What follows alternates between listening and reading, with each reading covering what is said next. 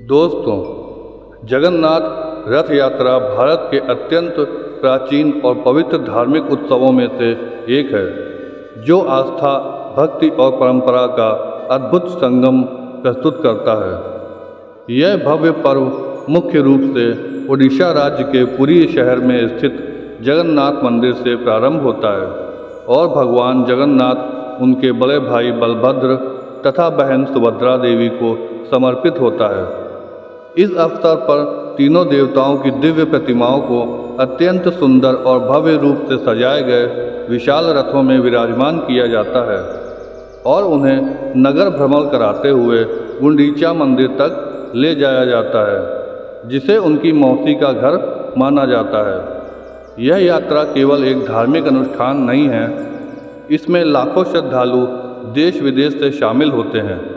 भक्त रथों की रस्सियों को खींचकर स्वयं को भगवान की सेवा से जोड़ने का सौभाग्य प्राप्त करते हैं।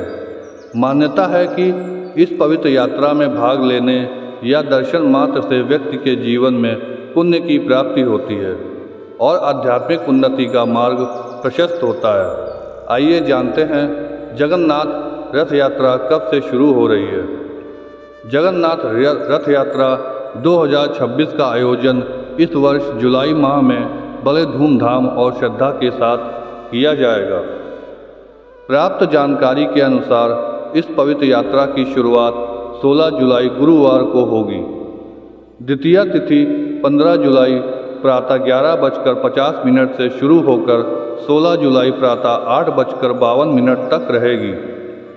रथ यात्रा के दौरान भगवान जगन्नाथ, बलभद्र और सुभद्रा जी को रथों में विराजमान कर नगर भ्रमण कराया जाएगा। इस भव्य उत्सव का समापन बहुधा यात्रा यानी वापसी यात्रा के साथ होगा, जो 24 जुलाई 2026 को आयोजित की जाएगी। यह पूरी यात्रा भक्तों के लिए अत्यंत शुभ और पुण्यकारी मानी जाती है, जिसमें लाखों श्रद्धालु शामिल होकर भगवान के दर्शन और रथ खींचने का सौभाग्य प्राप्त करते हैं। 3 दिव्य रथों की विशेषताएं क्या हैं, आइए जानते हैं। मित्रों, इस यात्रा में तीनों देवताओं के लिए अलग अलग भव्य रथ बनाए जाते हैं।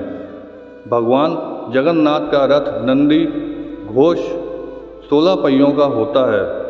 बलभद्र जी का रथ ताल ध्वज 14 पहियों वाला होता है और सुभद्रा जी का रथ दर्प दलन 12 पहियों का होता है।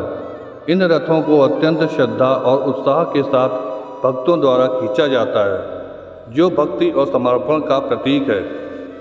इस पवित्र यात्रा में शामिल होना अत्यंत पुण्यकारी माना जाता है। मान्यता है कि रथ को खींचने या इस यात्रा में भाग लेने से व्यक्ति के पाप नष्ट हो जाते हैं और उन्हें जन्म मरण के बंधन से मुक्ति प्राप्त होती है।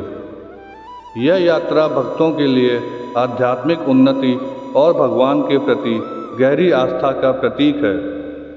दोस्तों, आज का यह विषय यहीं पर समाप्त होता है।